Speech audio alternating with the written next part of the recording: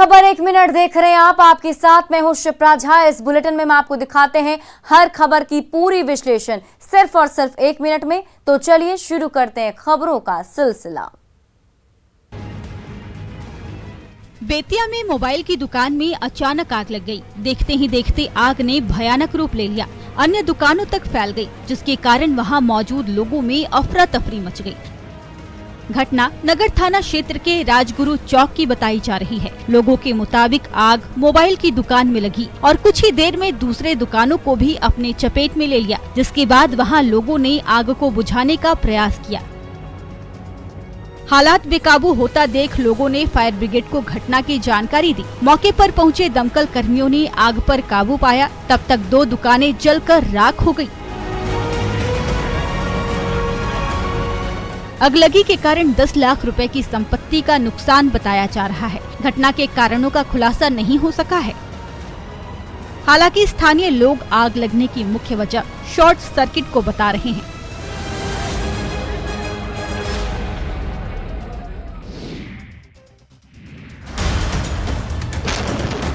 भागलपुर के काजबली चक इलाके में हुए विस्फोट की एटीएस ने जांच शुरू कर दी है। एटीएस की टीम ने घटनास्थल से बरामद सबूतों को जांच के लिए भेज दिया है। एटीएस और जिला पुलिस की टीम की ओर से की गई छापेमारी में घटनास्थल के पास से भारी मात्रा में विस्फोटक पदार्थ, बारूद, चूना, कील सहित बम बनाने में उपयोग होने वाली पतली रस्सी और प्रेशर कुकर भी बरामद किया गया है। बरामद सामान को पुलिस ने जब्त कर लिया। हालांकि इस दौरान पुलिस ने किसी व्यक्ति को गिरफ्तार नहीं किया। पुलिस कप्तान धमाके में शामिल लोगों के जल्द गिरफ्तार करने का दावा कर रहे हैं और आरोपियों के खिलाफ कड़ी कार्रवाई करने की भी बात कह रहे हैं। विस्फोट की घटना के बाद से इलाके के लोगों में दहशत का माहौल है। स्थानीय लोग अपनी सुरक्षा को लेकर चिंतित हैं। हालांकि शहर में निकट भविष्य में इस तरह की घटना दोबारा न हो, इसके लिए पुलिस सतर्क हो गई है।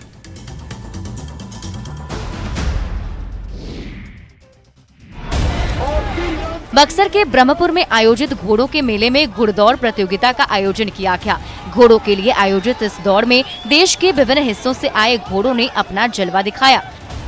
घोड़ों के दौड़ को देखने के लिए बड़ी संख्या में स्थानीय लोगों की भीड़ इकट्ठी हुई। लोगों ने घुड़दौड़ का जमकर लुत्फ उठाया और घोड़े पर सवार लोगों की हौसला अफजाई भी की। लोगों ने अपने मोबाइल फोन में रेस में भागते हुए घोड़ों की तस्वीरें भी कैद की। घुड़सवार इस दौड़ में अपने घोड़ों को दूसरे घोड़े से आगे निकालने के लिए जी तोड़ कोशिश में लगे रहे, जिससे ये रेस ज्यादा रोमांचकारी हो गया। घोड़े की रेस में बिहार सरकार के भूमि सुधार मंत्री रामसूरत राय ने शिरकत की तथा रेस में विजयी घुड़सवारों को पुरस्कार प्रदान किया और प्रतियोगिता के आयोजक सदस्यों की तारीफ की। आयोजकों के मुताबिक कई सालों से घुड़दौड़ प्रतियोगिता का आयोजन किया जा रहा है, जिसका मकसद लोगों के बीच घुड़सवारी को लोकप्रिय बनाना है और उनके प्रति आकर्षित करना है।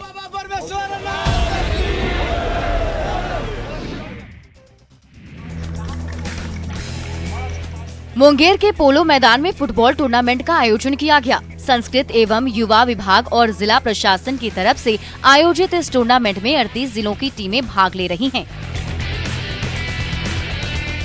टूर्नामेंट में भाग लेने वाले खिलाड़ियों और टीमों के रहने और खाने की व्यवस्था जिला प्रशासन की तरफ से की गई। फुटबॉल मैच के लिए पोलो ग्राउंड, दरियापुर मैदान, शीतलपुर मैदान और चर्च ग्राउंड को चुना गया है। टूर्नामेंट में 17 साल की उम्र के बच्चों को ही खेलने की अनुमति है। टूर्नामेंट का क्वार्टर फाइनल 8 मार्च, सेमीफाइनल और फाइनल मुकाबला 9 मार्च को खेला जाएगा।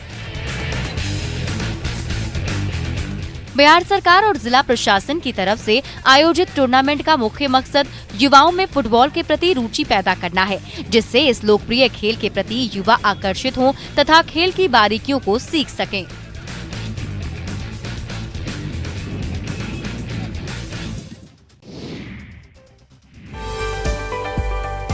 नालंदा में इन दिनों मधुमक्खी पालन जोर पकड़ रहा है। इलाके में सरसों की खेती अधिक होने के कारण अन्य इलाके के मधुमक्खी पालक नालंदा के एकंग सराय पहुंचकर बड़ी भारी मात्रा में मधुमक्खी का पालन कर रहे हैं और उससे शहद निकाल रहे हैं। पहले मधुमक्खी पालकों को दूसरे राज्य में जाना पड़ता था, लेकिन अब उन्हें राज्य के बाहर नहीं जाना पड़ रहा है। मधुमक्खी पालकों को नालंदा में अनुकूल मौसम और सुविधाएं मिलने के कारण आमदनी दुगुनी हो गई है, जिससे उन्हें मुनाफा हो रहा है। मधुमक्खी पालक इसके लिए आधुनिक तरीके का प्रयोग कर रहे हैं, जिससे उन्हें अधिक मुनाफा मिल सके।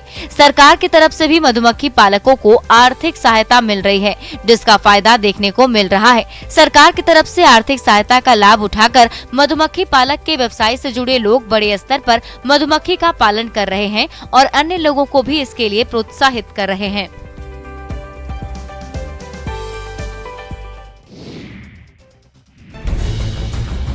खेतों में दर्जनों की संख्या में दौड़ते नीलगायों की ये तस्वीर बेगूसराय जिले की है। जिले के विभिन्न इलाकों में नीलगायों के कारण खेत में खड़ी फसल बर्बाद हो रही है, जिसके कारण किसानों को आर्थिक नुकसान उठाना पड़ रहा है। जंगल से भटककर नीलगाय खेतों तक पहुंच जा रही हैं और खेतों में खड़े गेहूं, सरसों और अन्य रबी की फसलों को बर्बाद कर रही हैं, जिसके कारण इलाके के किसान परेशान हैं। किसान इस समस्या से निजात पाने के लिए प्रशासनिक अधिकारियों से गुहार लगा रहे हैं, लेकिन प्रशासन किसानों के इस समस्या की तरफ ध्यान नहीं दे रहा। किसान नीलगायों से होने वाले नुकसान से बचने के लिए खुद से भी प्रयास कर रहे हैं और खेत में मिट्टी के बर्तन और पुतले को लगा रहे हैं, लेकिन इसका नीलगायों पर कोई असर होता दिखाई नहीं पड़ रहा है। पहले तो बेमौसम बारिश और खाद की समस्या के कारण किसान परेशान थे ही, दूसरी तरफ नीलगायों के आतंक ने उनकी उम्मीदों पर पानी फेर दिया है।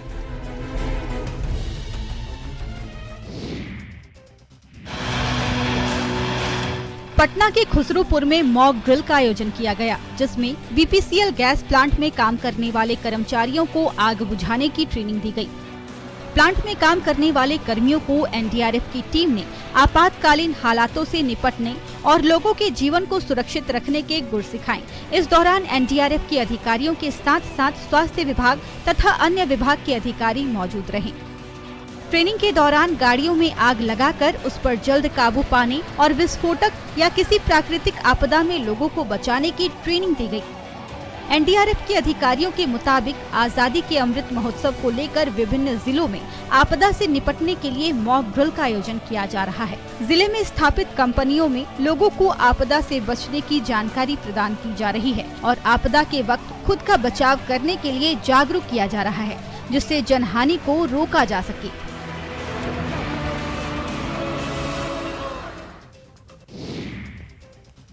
रांची की सड़क पर खड़ी कार में पति पत्नी एक दूसरे से झगड़ पड़े। दरोगा जी ने टोका तो दोनों पति पत्नी आपसी लड़ाई को भूलकर पुलिस वाले से ही उलझने लगे।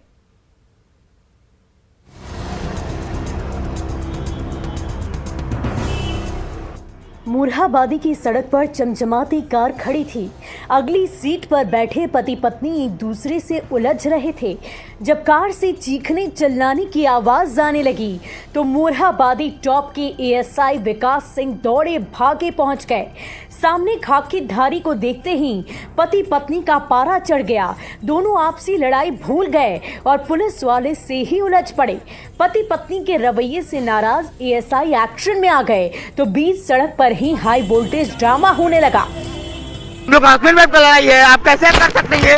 हस्बैंड वाइफ का लड़ाई में ये लोग देखे कैसे कर रहे हैं। वहाँ लेडीज पुलिस आके इसमें भी हाथापाई की, हम लोग पटक के रोड में हमको मारे हैं। देखिए अभी भी कैसे कर रहे हैं। हम लोग खुद का मैटर है, आ करके कॉलर पकड़ के बात कर रहे हैं उनसे जी। ये आके कॉलर पकड़े उनका एकदम पूरा ये करके खींचते हुए निकाल। हरमो के रहने वाले दोनों पति पत्नी किसी रिश्तेदार से मिलने मुरहाबादी की ओर जा रहे थे। रास्ते में किसी बात को लेकर दोनों में तू मैं होने लगी तो तैश में आकर पति ने मुरहाबादी की सड़क पर कार रोक दी और पत्नी से बहस करने लगी।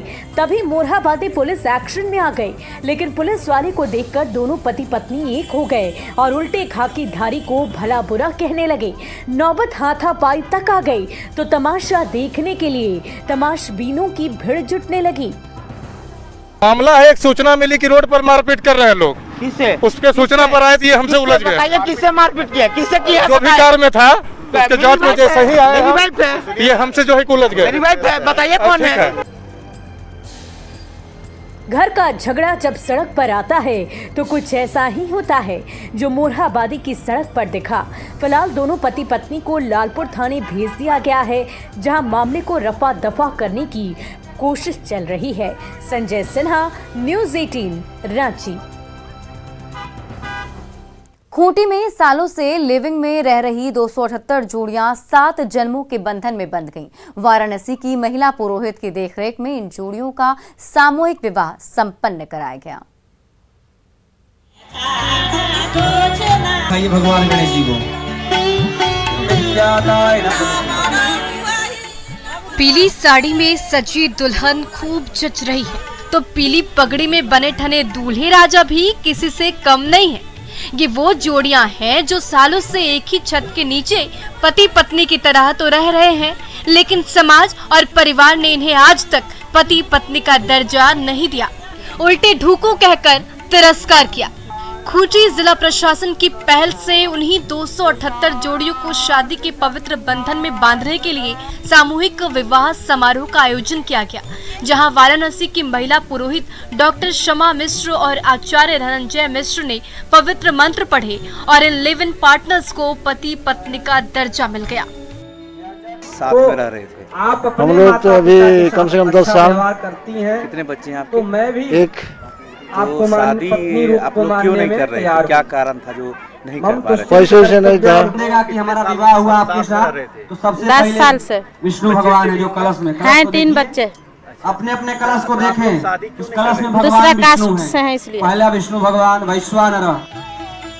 कहीं जाति की दीवार खड़ी हो गई, तो कहीं आर्थिक तंगी आड़े आ रही थी, कहीं जमाना दुश्मन बन बैठा, तो कहीं परिवार रोड़े अटका रहा था। फिर भी एक दूसरे के प्यार में डूबे ये जोड़े कभी भी एक दूसरे से अलग नहीं हुए। सबसे बगावत करके साथ साथ रहने लगे, गृहस्थी बसाई, बच्चे भी हुए और एक एक करके साल दर साल गुजरते गए। तो दोनों अभी 5वां साल हो रहा है, 5वां 6वां। अभी आपकी कितनी लगभग उम्र हो रही होगी? होता होगा 55। हाँ। जब इन जोड़ों को समाज ने नहीं अपनाया, तो प्रशासन और सामाजिक संस्था आगे आई। खूंटी के विरसा फुटबॉल ग्राउंड में विशाल शामियाना सजा, गांव-गांव से ढूंढ कर 278 ढुकू जोड़ों को बुलाया गया और एक साथ सबकी शादी करा दी गई।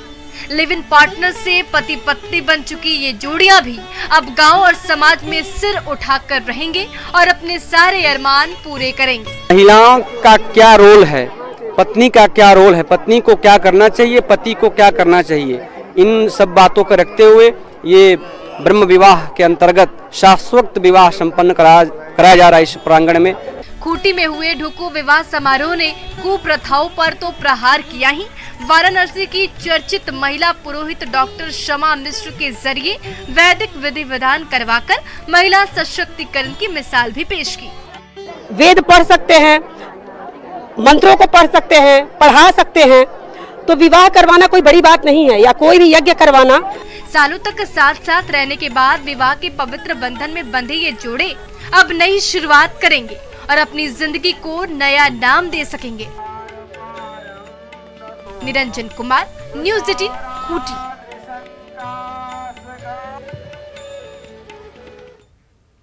रूस और यूक्रेन का युद्ध अब महायुद्ध में बदल चुका है। यूक्रेन में जहां रूस के गोले बरस रहे हैं, वहां से भारतीयों को निकालने के लिए ऑपरेशन गंगा चलाया जा रहा है। भारत सरकार के ऑपरेशन गंगा में झारखंड की एक बेटी भी शामिल है, जो युद्ध की विभीषिका के बीच भारतीयों को सुरक्षित निकालने में मदद कर रही है।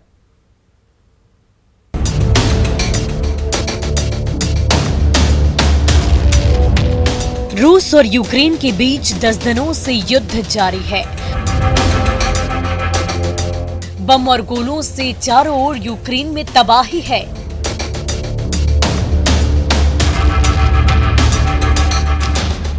ऑपरेशन गंगा के तहत यूक्रेन में फंसे भारतीयों को भारत लाया जा रहा है। ऑपरेशन गंगा में रांची की ये अफसर बिटिया भी शामिल है। झारखंड की मनीता 25 फरवरी से रोमानिया में रहकर यूक्रेन में फंसे भारतीय नागरिकों की मदद कर रही है। Luggage, keep your passport in pocket. Quietly get up, get your luggage and go back to your place.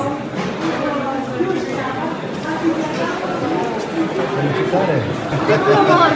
Doing a great job. Yes, yes. We're doing a great job. We try to do like this from the morning, but I guess We could. Can, go. Very people. Will be no, Okay. Diplomatic, yes. For me, no, Okay. Hey, shut up! Manita 2016 batch की IFS officer हैं। मनीता 2017 के सितंबर में इनकी training पूरी हुई और फिर ये रूस के मॉस्को में सेकंड सेक्रेटरी के पद पर इनकी ज्वाइनिंग हुई। 2019 में इनकी पोस्टिंग ताजिकिस्तान में हुई। 25 फरवरी को मनीता को दिल्ली से रोमानिया भेजा गया है। मनीता पहले भी 5 साल रूस में रह चुकी है। रसियन भाषा में अच्छी पकड़ होने के चलते मनीता को इसके लिए चुना गया है। मनीता को राष्ट्र सेवा करते देख परिजन काफी गौरवान्वित महसूस कर रहे हैं। डर तो लगता है, बट इसके साथ गर्व भी महसूस होता है कि एक बहुत ही अच्छा, बहुत ही नेक काम कर रही हैं देश के लिए और हमारे देशवासियों के लिए। तो जितना हमको तकलीफ है उसी तरह से हम भी समझते हैं कि उनके पेरेंट्स के भी कहीं इससे ज्यादा 4 गुना 5 गुना दर्द होता होगा कि मेरा बच्चा कैसे है, क्या किस हाल में है। लेकिन हमको खुशी है कि आज हमारी बेटी वहाँ संघर्ष करके बच्चों का ख्याल रख रही है और इंडिया वापस भेज रही है। इस पर हमको बहुत गर्व है। गर्व तो महसूस होता है, लेकिन रिस्क बहुत नजर आता है। देश से दूर बाहर में जहां हम कोई उनकी मदद नहीं कर सकते हैं, लगता है कि जल्दी से जल्दी काम पूरा करके लौट आते। झारखंड की बेटी मनीता पर सबको गर्व है। यूक्रेन रूस के युद्ध के कारण पूरी दुनिया तीसरे विश्व युद्ध के मुहाने पर खड़ी नजर आ रही है। बात परमाणु प्रहार तक पहुंचती हुई दिखाई दे रही है। ऐसे आलम में ऑपरेशन गंगा के तहत हर रोज भारतीयों की सकुशल वतन वापसी की जा रही है।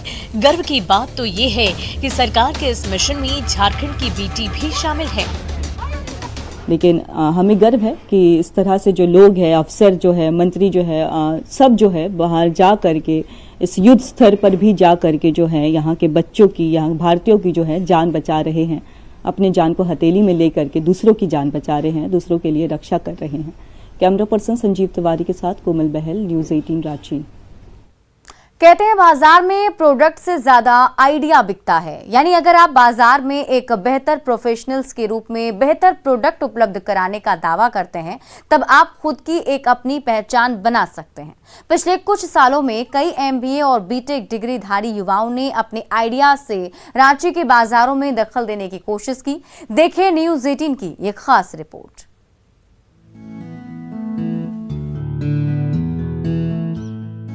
मिलावट के इस दौर में बाजार लगातार मुनाफे की ओर भाग रहा है। ऐसे में अगर आप नए आइडियाज लेकर आते हैं और बेहतर और प्योर प्रोडक्ट देने का दावा करते हैं, तो खरीदार भी इसे हाथों हाथ ले लेते हैं। पिछले कुछ सालों में MBA और BTech डिग्रीधारी प्रोफेशनल्स ने रांची के बाजारों में अपनी जबरदस्त मौजूदगी दर्ज कराई है। इन्हीं में से एक है अभिषेक और मुकेश। दोनों पार्टनर डेयरी से जुड़े उत्पाद थोड़ा महंगा बेचते हैं, लेकिन शुद्धता का भरोसा इतना ज्यादा है कि खरीदार आंख मूंद कर प्रोडक्ट पर पैसे खर्च करते हैं। सालों पहले एक कहावत थी कि मनी मेक्स मनी, यानी जिनके पास पैसा है पैसा वही कमा सकते हैं। लेकिन समय बदला, दौर बदला, कहावत बदल गई, आइडिया मेक्स मनी, यानी जिनके पास आइडिया है बाजार में वही पैसा कमा सकते हैं, वही ज्यादा मुनाफा भी कमा सकते हैं। गेट पर जो लिखा है IIM कलकत्ता इनोवेशन पार्क, इसका मतलब क्या समझा जाए? IIM कलकत्ता इनोवेशन पार्क जो है एक Indian institute of management Calcutta का यूनिट है। IIM कलकत्ता का जो नए नए स्टार्टअप्स को, वैसे स्टार्टअप्स जिनका सोसाइटी पे डायरेक्ट इम्पैक्ट होता है, उनको इंक्यूबेट करती है, प्लस फंडिंग करती है। देखिए हमारा जो बिजनेस का कॉन्सेप्ट है वो है फार्म टू होम। मतलब जो भी चीज़ हम बेचते हैं वो हम खुद प्रोड्यूस करते हैं। मतलब हमारा अपना डेयरी है, मेरे अपना रिटेल नेटवर्क है और मेरे अपने काउंटर्स हैं। कैसे मिलन हुआ कॉमर्स का मिलन MBA के साथ? हम लोग तो शुरू से चाइल्डहुड फ्रेंड है, बचपन से एक साथ स्कूल में पढ़े हुए हैं। और ये बिजनेस करने चला गया था, ग्रेजुएशन करने के बाद बिजनेस जॉब करने के लिए चला गया था दिल्ली। उसके बाद ये रांची इसका ट्रांसफर हुआ। रांची आने के बाद हमारा फिर से मिलन हुआ और मिलन में हम लोग एक आइडिया प्रोड्यूस किए कि हम लोग डेयरी कर सकते हैं। कुछ ऐसी ही कहानी है रांची के मेकॉन के रहने वाली बीटेक मैकेनिकल इंजीनियर कुमार कौस्तुभ की। रांची के मेकॉन के रहने वाले कुमार कौस्तुभ जो कि बीटेक मैकेनिकल इंजीनियर। और आपको सीधे ले चलते हैं मधेपुरा, जहां सीएम नीतीश कुमार समाज सुधार अभियान में कार्यक्रम में शामिल होने पहुंचे और देखिए दीप जलाकर उन्होंने कार्यक्रम की शुरुआत की है। वो प्रतीक्षा भी खत्म हुई और अब दीप प्रज्वलन के साथ ही सभा की शुरुआत। दीपक हूँ मैं लालायित हूँ, एक और दीप जलेगा मुझसे, यह आशा लेकर जीवित हूँ। ज्योति रीति है मुझे निभानी, यह तम रेखा है मुझे मिटानी। हमारे सभी माननीय और आदरणीय दीप प्रज्वलित करने में अपना सहयोग प्रदान कर रहे हैं।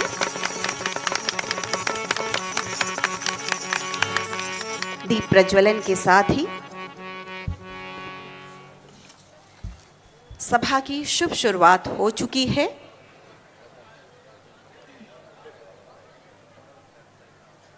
हमारे मुख्य सचिव बिहार दीप प्रज्वलन में सहयोग प्रदान कर रहे हैं। पुनः हम अनुरोध करते हैं कृपया आसन ग्रहण करेंगे। आइए मंचासीन अतिथिवृंद और आप सबके स्वागत के लिए हम अनुरोध करेंगे अपर मुख्य सचिव मद्य निषेध उत्पाद एवं निबंधन विभाग बिहार श्री के पाठक सर से।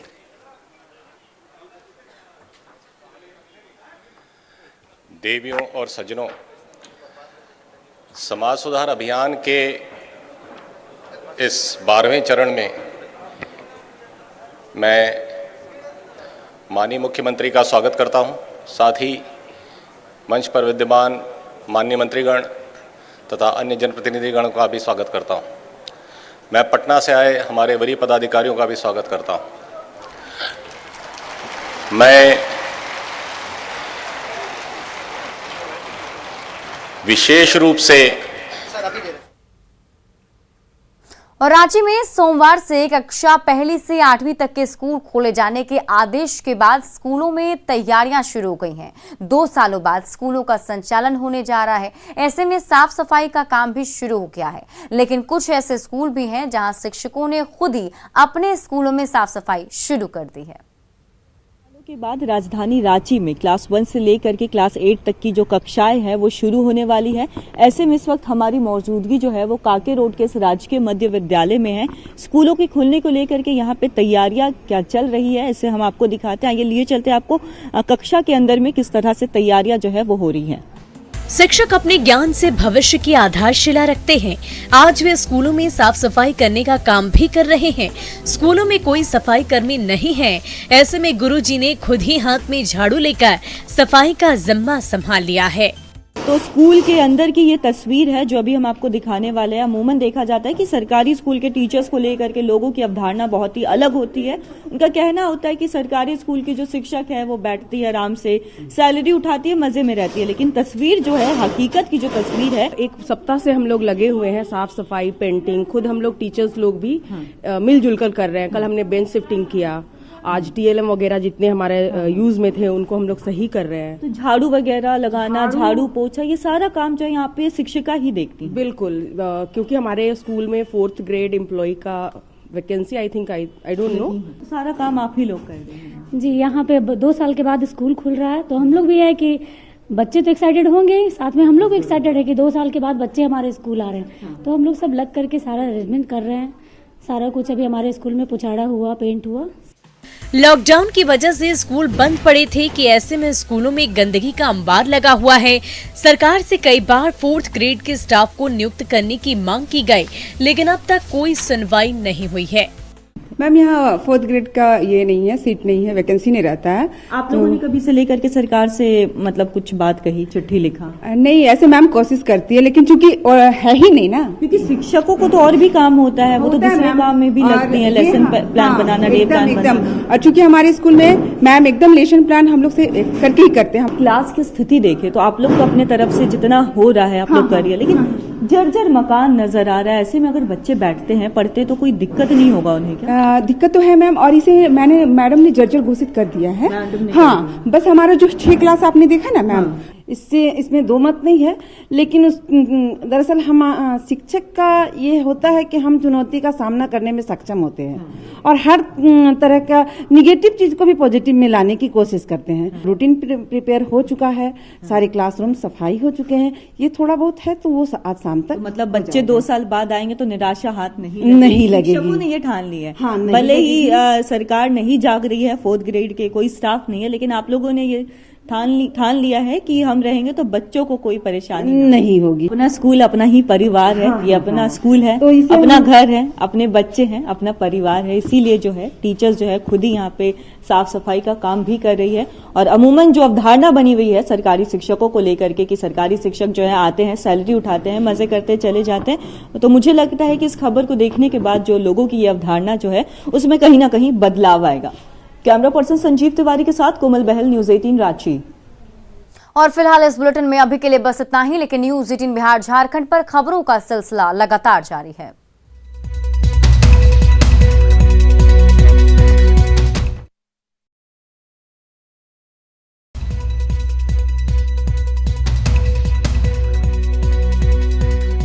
चलिए तो आगे खबर 1 मिनट की तरफ गौर करते हैं और आपको 60 सेकंड में खबरों का विश्लेषण दिखाते हैं। आपका क्या नाम है? रूसी हमले के कारण यूक्रेन में